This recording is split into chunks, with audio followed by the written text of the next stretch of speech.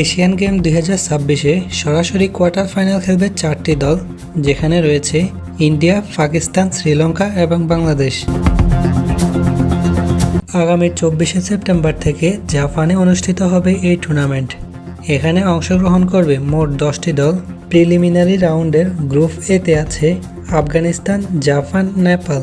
Group বিতে আছে Hong Kong, Malaysia এবং ওমান।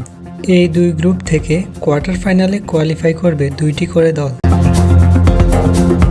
প্রিলিমিনারি পর্ব শেষেই বোঝা যাবে কোয়ার্টার ফাইনালে কোন দল কার মুখোমুখি হবে।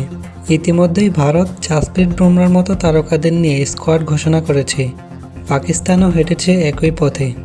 বাংলাদেশও স্কোয়াডে রাখতে পারে নাহিদ রানা এবং লিটন দাসের মতো খেলোয়াড়দের। তাই জাপানের মাটিতে 10 দলের এই টুর্নামেন্টটি হতে যাচ্ছে খুবই জমজমাট।